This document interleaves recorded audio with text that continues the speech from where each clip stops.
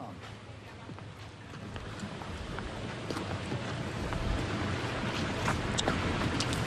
Okay, thank you very much. We all know the great Prime Minister of the UK, and we just signed a document. This is... Sorry about that. This is it. A very important document. Little windy out here. Give me that little... We just signed it, and it's done. And so we have our trade agreement with the European Union, and it's a fair deal for both. Going to produce a lot of jobs, a lot of income, and we have many other ones coming. But you see the level of enthusiasm is very good, but the relationship that we have is fantastic. So I just want to congratulate you. But Donald, thank you very much. This now implements on car tariffs and aerospace, our really important agreement. And so this is a very good day for both of our countries, a real sign of strength. So thank you again, Donald. A really important day for both of us. Great people, great people. Has anything changed in the agreement since you spoke on the phone from the Oval Office? Not much. Nope. Not much. This is implementing. What is it? May I ask you a question, please? G7 leaders are calling for de-escalation in Israel and Iran, but you are the key to unlocking that. That's right. And here I am. And here you are. Yeah. So can I ask you, sir, have you spoken to Prime Minister Netanyahu? When might you speak to him? I've spoken to everybody. What will you say? Israel is doing very well, as you probably noticed. And I gave Iran 60 days, and they said no. And the 61st, you saw what happened. Day 61. So I'm in constant touch. And as I've been saying, I think a deal will be signed, or something will happen, but a deal will be signed. And I think Iran is foolish not to sign one. Mr. President, Iran is accusing Netanyahu of attacking them to deliberately derail your nuclear plan that you had. What do you say to that? Do you think that's No. And Look, Iran should have signed the deal.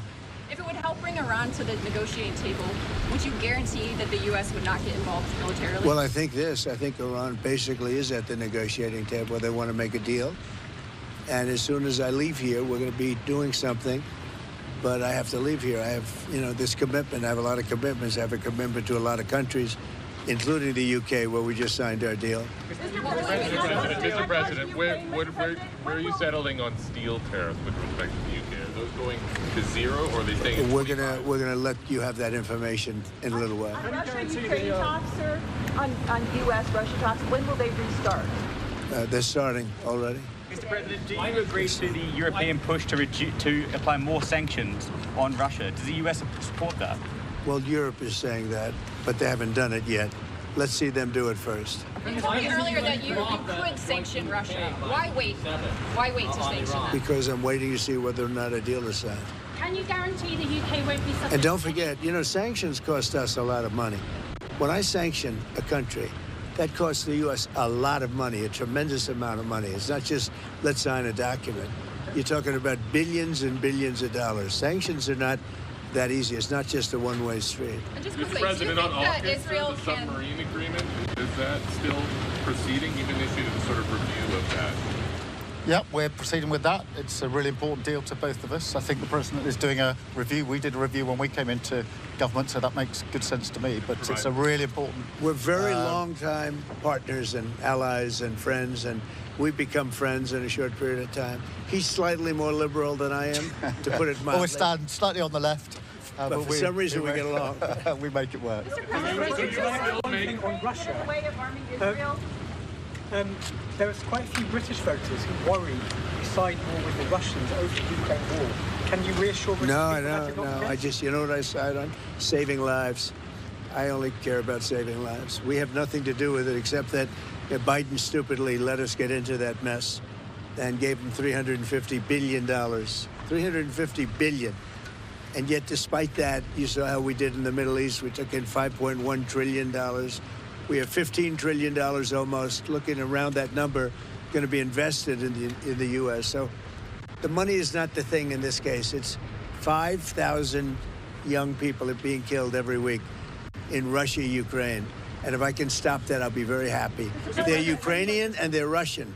So you could say, what am I doing? But I'd like to see if I could stop it. President, would you Do consider you going think that to... Israel can fully eliminate the threat that Iran poses, this nuclear threat that they pose, without the United States military help? Who said that? No, I'm asking if you believe they can. Well, it doesn't. It's irrelevant. Something's going to happen. Have you Mr. spoken to President, would you Zelensky? consider traveling to the Mideast as part of any talks if it would help broker a deal? Yeah, but I think we're doing pretty well. We're talking.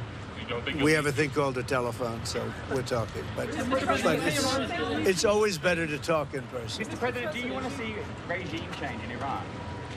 I want to see no nuclear weapon in Iran, and we're well on our way to making sure that happens. And we've had a discussion about that this morning. There's in the G7 absolute clarity in relation to the nuclear program. We do not want to see it. Mr. President, do you have a response? just about What? Can you guarantee the UK will be protected from any future tariffs? The UK is very well protected. You know why? Because I like them. That's why. That's their ultimate protection. Thank you very much. The Prime Minister's done a great job. I want to just tell that to the people of the United Kingdom. He's done a very, very good job. You know, he's done what other people, they've been talking about this deal for 6 years, right? 6 years. And he's done what they haven't been able to do. So he's done really a very good job. What was your response to Tucker Carlson criticizing you, saying that you were complicit in the war? I don't know what Tucker Carlson is saying. Let him go get a television network and say it so that people listen. And quickly, Thank you. have you spoken to Zelensky before your bilat? Yeah, a lot of them. Japan?